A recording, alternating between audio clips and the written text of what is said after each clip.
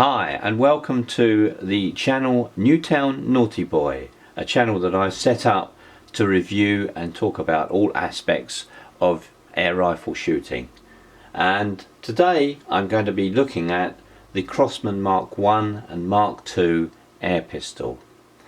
In this video I'm going to talk about the actual guns themselves and look at the variants and how they were made and how they load and the filling of the gas, and I'm going to go through that with you. And in a later video I'm going to take one of these apart and show you how to change the O-rings inside. So there's going to be at least two videos on this. I may even do a third video where we do some shooting outside and look at the velocities of these two guns.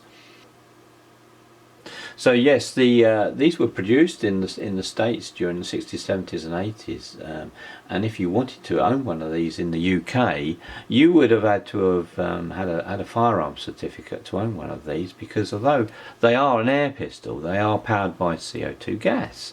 And back then the UK had a law against using any air gun that was propelled by gas, and so you would have had to have had a firearms certificate to have owned one of these. Now back then, when I was a young boy, I saw these guns advertised in magazines, and I saw what was available in the States, and I really envied those people that could own one of these, because they really did look super air pistols at the time. And I just wished I could have gone out and bought one, but I kind of had to wait another 40 years to be able to own one of these, because of course now the UK rules are relaxed on CO2 guns, and we can own these now. So these of course are classic. They are you know, 40 years old, but they still shoot very well. In fact, actually they shoot just as well as many of the new air pistols that are available today. So we have two variants here, or at least two Crosman pistols here. The first one, the one nearest to the camera here, this is a Mk1 Crosman, and the caliber for this is .22, and then the one at the back here, this is a Mk2 and this is a 177 variant. So we're going to look at both of these together, and I'm going to talk you through the features of these pistols. And then what I'm going to do is a second video, hopefully, and I will be stripping down this a Mk2 version here, and showing you how to replace the seals.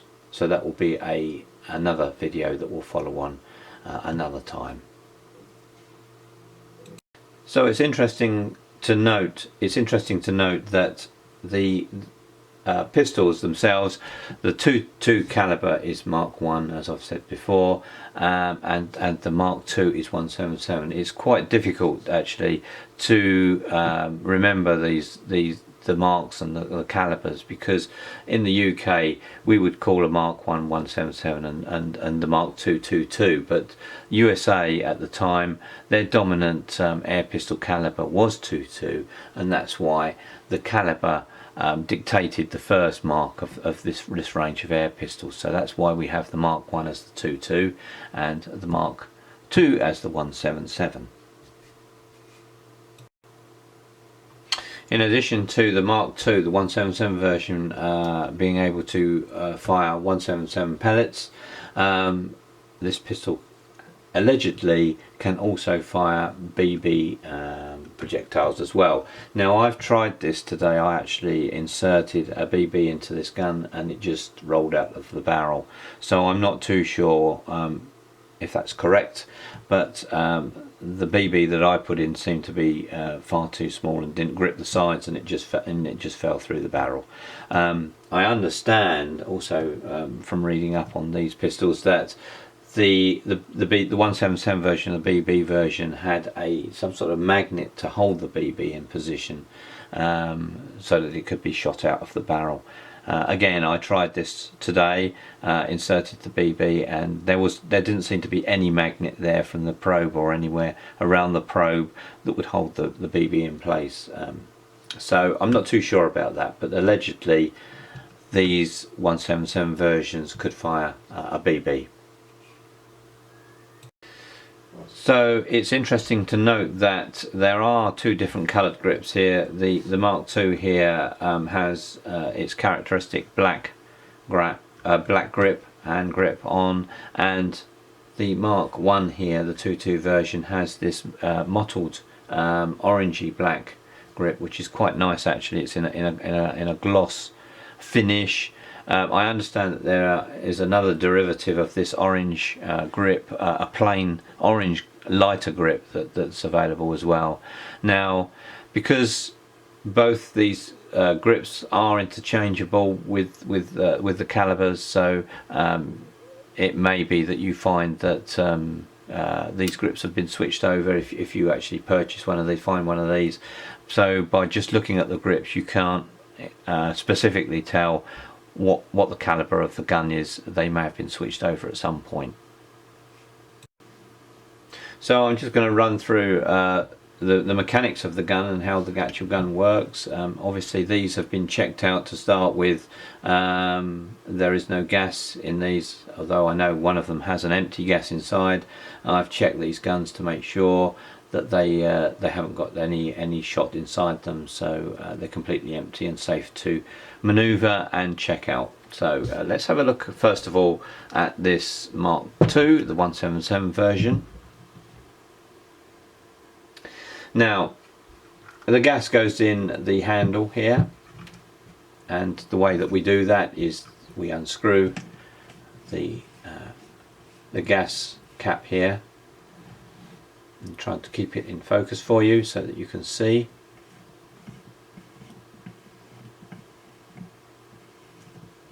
Quite a long thread on these, and finally the cap comes out. You would insert your gas with its bottom down into the gun and the neck of the gas pointing out here, and then inside this plug is a very sharp pin inside there that's going to pierce the gas when you screw that back in. So you put your gas in and then return the plug into the gun and screw it in. So whilst we're looking at this, you'll notice that there is an O-ring around here.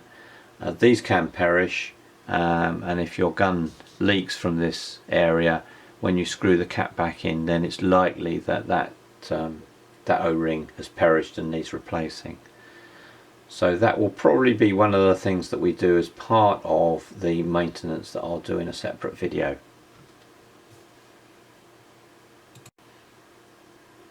So once the gas is in, as I say, you screw this in right the way in until you feel some pressure from the gas inside. And of course there's no gas inside this gun, so that won't happen in this particular instance. And then on this early version, the method of piercing the gas is actually to turn or push over this lever here, and that will push the pin inside into the gas and release the gas. You then push the lever back round to take the pressure off the gas. The gas has now been pierced, and this whole chamber inside this hand grip here is full of gas, and the gun is ready to shoot now.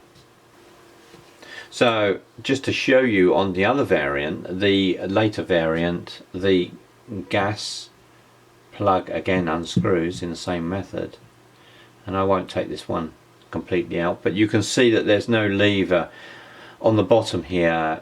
It has a button that can be pressed in. Now once the gas is in there and you've screwed this completely up, you're not going to be able to press this button in with your finger unless you're extremely strong. So the only option here, and the only method I use really, is to push this gun down on a hard surface and use some pressure to press the button in, and you can hear the gas escaping once you've done that. So that's the later plug that was used on a lot of the guns. Because the earlier type of filling gas plug was problematical.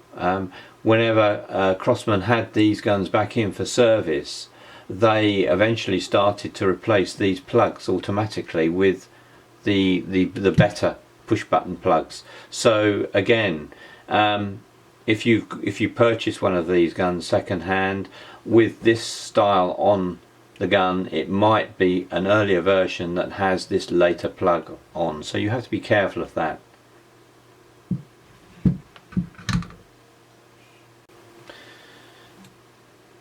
Now once you have the gas inside the gun, there are two actions to cock and also to insert your pellet into the gun. So at the back of the gun there is a loading knob here to release the guide into the gun. So you turn this initially and then pull back the rod to release the breech. So this is where you insert your pellet into this loading trough here, and then push your loading probe back into the gun and turn. So this action actually pushes the pellet through into the barrel, and the rubber O-ring that's on the end of this probe here then seals the end of the barrel here, so that any gas, or the gas that escapes into the chamber here to fire the pellet, won't come back towards you through this probe. So again, this is another area that can be problematical, and as part of the service, this probe here will have its O-ring replaced.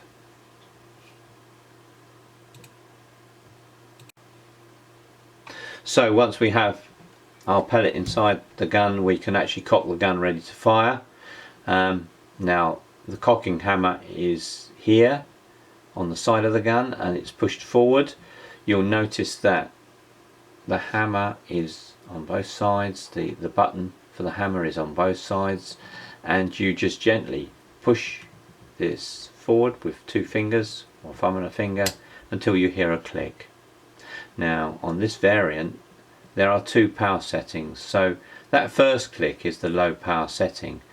I can then push it further if I wish, and we will hear another click, and now the gun is cocked on its higher setting, on its high powered setting. So now the gun's ready to shoot, and if I pull the trigger you'll see the action. There's no gas in this gun, but you'll see the action of the hammer flying back towards the valve inside. Thus.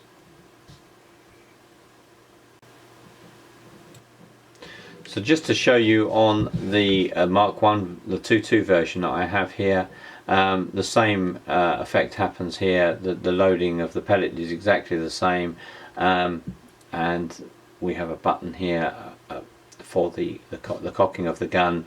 Unfortunately, for some reason, this pistol doesn't have the low power option on it, and I'm wondering whether that's got something to do with the sear inside, or maybe it's just a variant, but I can't get this gun to click twice, if you like. There's no low power setting, there's only the one power setting. So again, if I pull the trigger you'll see the hammer fly back towards me, and that inside that mechanism will be pushing into the valve and letting some of the gas out. Okay. On this particular version, and I have the earlier version, there's also another difference compared with the 2.2 version that I have, and that is you can just see here, if I can get that focus correctly, here there's a marking on the side here that says high and an arrow pointing down, and then if I turn the gun slightly towards the camera you'll see that there is a screw there. And this is a power adjustment screw, so turning this screw will either increase or decrease the velocity of the pellet coming out of the gun, and that would be true for both power settings on the bolt here. So you can adjust, fine tune your power through this screw. Now this is the earlier version. As I say, I think this gun probably originates from the 1960s, and on the later version that I have, if we look at this over here, and I show you the same view, you'll see that Crosman have changed this, and across the end here there's just a plate, and that's it. There's no adjustment screw there at all. Okay.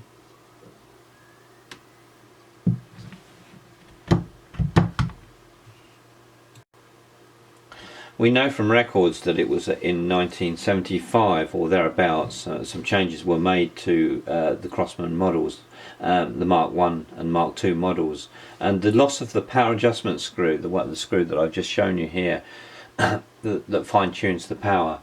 This is the date. The 1975 was the date when that screw was changed to just a flat type on this gun here.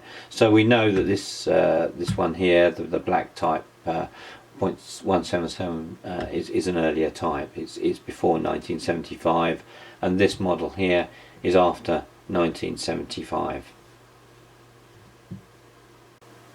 Also, it's 1975 when the piercing caps changed from this style here, the lever action style, to the push button style. So be aware of that. But as I said earlier, some of these are interchangeable. Some of these early versions had the later version cap replaced as part of the service. Okay, so we're going to look at a few other variants on these guns, some indicators, and some of them I can show you in practice, some I can't because I don't have that particular variant. The first change here on the actual cocking knob here, there are two types here. The cast iron type, which is this is the example here, and actually the one on this Mark 1 as well is also exactly the same. It's the cast iron type. Now I understand on the later versions there is a different style using blued steel. No, it's a knurled nut, and this replaced this cast iron type on the end here. Now I'm not too sure why. We can understand why this early version would have this cast iron type, but I can't understand why this later version has also the cast iron type as well, unless of course it's a very early example of from the switchover in 1975. The next modification that's been made, the early types, and this is the early type example, the bolt guide inside, this ring that's inside here, I've pulled the bolt back here, you'll see the inside here, this ring that runs around here.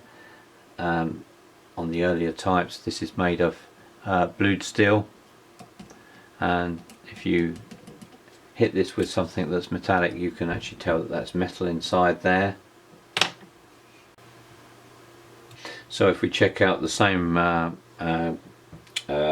bolt guide on this Mark 1, the 2.2 version, which is later, this ring is definitely made of plastic, a hard plastic material around there. So that's another change you can look out for that will kind of give you some indication as to how old the pistol is. And again, those came out around. Those changes came in around about 1975 again.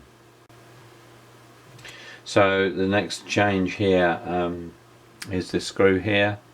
On the earlier versions, this side screw, the original Mark guns had a screw in place for securing the drilled and threaded metal bolt guide inside. So this is holding the bolt guide inside here, this screw. And this disappeared shortly after 1975. So if we look at our 2.2 version here, which is the later version, you can see there's no screw here at all, it's completely gone. So they've changed that completely. The other thing to look out for, especially if someone has changed the grips on the gun, is the actual screws themselves that hold in the grips to the actual gun itself. There are two on each side. The early ones tended to be taper heads, and the later ones are pan head screws. So this 2.2 version, which is the later version, this definitely has these pan head screws on, whereas the earlier version has they're sunken screws, and they are beveled, so they actually kind of fit in a little bit closer to the metalwork in there. So that's another indicator in there. And then when I take this apart for the service and the O-rings, I'll show you these screws so that you can see what the difference is there. So the last aspect is really the serial numbers on these guns, and I'll show you in a minute where the actual serial numbers are on these, but there are various types. Bearing in mind that the gun began production in 1966 and started off using six-digit serial numbers. So this early 177 version, this has a 6-digit serial number on it. It then went to 5 digits and one letter on the end, and then it went to 9 digits, which this version has, and then it went to 8 digits with a letter on the end, and then it went to no serial number at all. So although these variants of the serial number don't give you an exact date as to when your gun may have been produced, you can kind of ascertain from the 6-digit, the 5-digit, and then the 9-digit and 8-digit and no digit where the likely span is on where your gun was when your gun was actually produced. So this is the later Mark II. So you can see there's a 9-digit serial number on this side of the gun, and if we lift up the earlier version, we should see on here, if I can get that in the light correctly, there's a 6-digit number on this side as well. Now these are the only two examples I have. I understand that the serial number could be stamped anywhere on the gun, and probably that has some indication as well as to when the gun was produced, but I have no information as to if that does affect the date in any way. So here we are, that's the end of this video on these Crosman Mk1 pistols, Mark 1 and Mark 2. I hope you've enjoyed this video and it's given you some information. If you'd like to leave some comments, and if you've got any questions, I'll try and answer those. But for now, I'll leave you with a view of these two wonderful guns, and they really are a lovely pistol to shoot. They really are quite accurate and quite powerful as well. For the technology that was involved in the 50s and 60s and 70s, these guns still hold their own and are quite collectible. So I hope you've enjoyed this video.